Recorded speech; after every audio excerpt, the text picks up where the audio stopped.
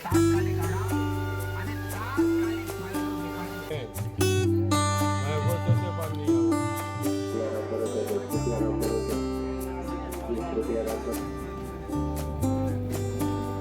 જય ગિરનારી મિત્રો, તો ફાઇનલી આપણે આવી ગયા છીએ ત્યારે બોરદેવી. તમે જોઈ રહ્યા છો અહીં બોરદેવીનું મંદિર છે ને આ પરિક્રમાનો છેલ્લો પડાવ છે. તો મિત્રો અહીંથી આપણે બોરદેવી માતાના દર્શન કરી ત્યારબાદ સીધું જ ભવનાથ જવાનું છે. તો પહેલા બોરદેવી માતાના દર્શન કરશું. તો વિડીયો ઠેઠ સુધી બનાવજો, ચેનલને સબસ્ક્રાઇબ અને લાઈક કરવાનું ભૂલશો નહીં.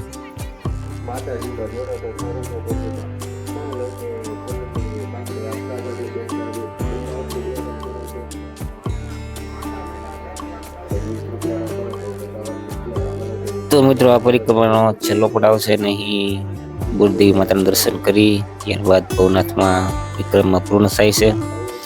તો આપણે આગળ ભવનાથ મહાદેવના પણ દર્શન કરીશું. તો પહેલા આપણે બોરદેવી માતાના દર્શન કરીશું ને આપણે આવી ગયા છીએ બોરદેવી માતાના મંદિરે. અને તમે જોઈ રહ્યા છો આજે અહીં ખૂબ જ ભીડ થઈ ગઈ છે અને પરિક્રમાનો આજે છેલ્લો દિવસ પણ છે. તો આપણે માતાના દર્શન કરી અહીંથી ફટાફટ ભવનાથ જશું. તો અત્યારે બોરદેવી માતાના દર્શન કરી રહ્યા છીએ મિત્રો. કમેન્ટમાં જય માતાજી જરૂરથી લખજો.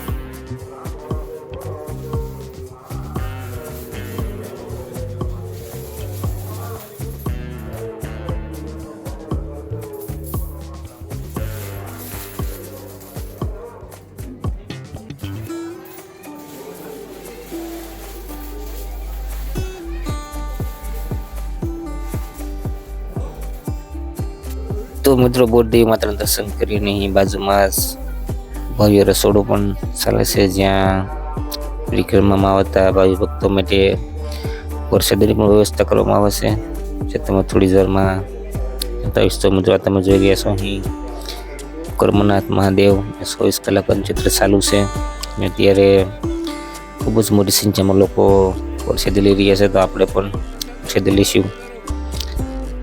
તમે જોઈ રહ્યા છો અહીં પાથરીને બેસીને જમવાનું છે. સાથે જમવામાં પણ તમે જોઈ રહ્યા છો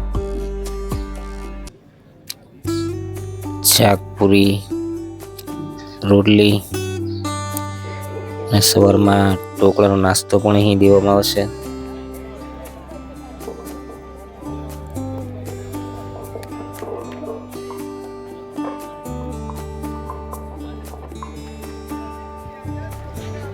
તો મિત્રો હવે આપણે અહીંથી બોરદેવી માતાના દર્શન કરીને આગળ ભવનાથ તરફ જઈ રહ્યા છીએ, જ્યાં થોડી જ વારમાં આપણે ભવનાથ મહાદેવના દર્શન કરશું. ને આ રૂટ જે જોઈ રહ્યા છો તો અહીંથી જ આપણે ભવનાથ તરફ જવાનું છે. અને અહીંથી તમને ગિરનાર પર્વત પણ દેખાશે. સાથે જ અહીં પાણીના ઝરણા પણ આવી રીતે શરૂ છે ને સુંદર મજાનો નજારો તમે જોઈ રહ્યા છો.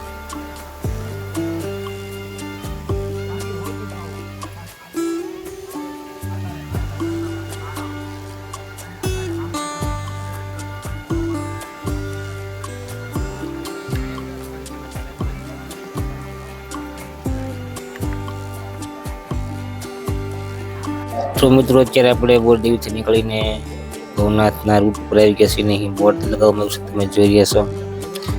તો આપણે અહીંથી સીધું જ ભવનાથમાં જઈશું અને મહાદેવના દર્શન કરીશું. તો વિડીયોમાં ઠેઠ સુધી બનાવી લેજો, ચેનલમાં સબસ્ક્રાઈબ અને લાઈક કરવાનું ભૂલશો નહીં.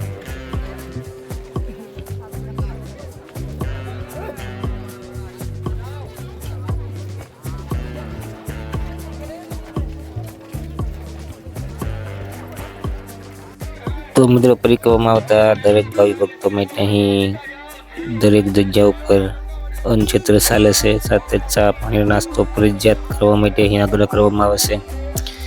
અને તમે જોઈ રહ્યા છો અહીં લોકો શરબત આપી રહ્યા છે.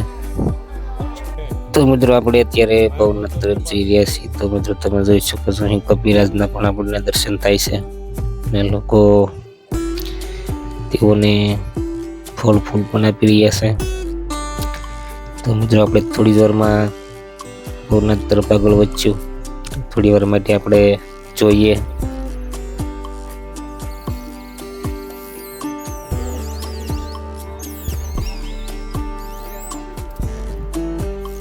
તો મિત્રો આપણે થોડી જ વારમાં ભવનાથ તરફ અને જે અહીં ગિરનાર પર્વત ચડવાનો ગેટ આવે છે, ત્યાં પરિક્રમા પૂર્ણ થાય છે. તો આપણા હાથમાં જે ટેકો અને બળીઓ સોટી જલાવ્યો હોય તેને અહીં આપણે છોડીને ભવનાથના દર્શન માટે જવાનું છે.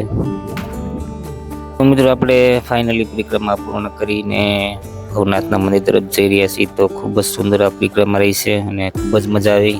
તો મિત્રો આપણે અત્યારે તમે જોઈ શકો છો ભવનાથ મંદિરના ગેટની સામે ઊભા છીએ. તો થોડી વારમાં આપણે ભવનાથ મહાદેવના દર્શન કરીશું. તો વિડીયોમાં ઠેઠ સુધી બનાવી દેજો. ચેનલ બનાવો, સબસ્ક્રાઈબ અને લાઈક કરવાનું ભૂલશો નહીં. તો મિત્રો પરિક્રમા ત્યારે જ પૂર્ણ થાય છે આપણી. અહીંથી ભવનાથ મહાદેવના દર્શન કરી ત્યારબાદ જ આપણે આગળ વધવું.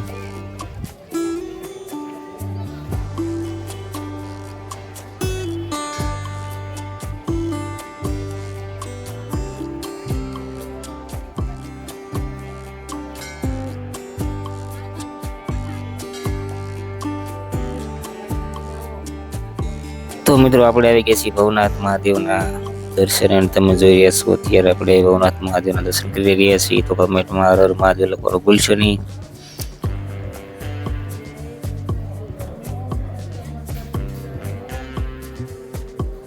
તો મિત્રો ભવનાથ મહાદેવની બાજુમાં જ પવિત્ર મરઘી કુંડ પણ આવેલો છે, જેમાં શિવરાત્રિના દિવસે સાધુ સંતો જે સ્નાન કરવા આવે છે તે જ આ મરઘી કુંડ છે.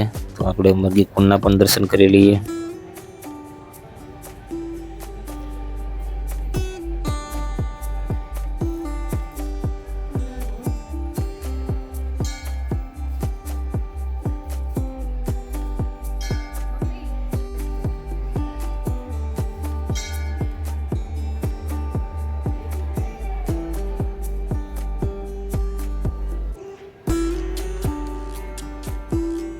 તો મિત્રો આજે ભવનાથ મહાદેવના દર્શન કરીને આપણી પરિક્રમા અહીં પૂર્ણ થાય છે.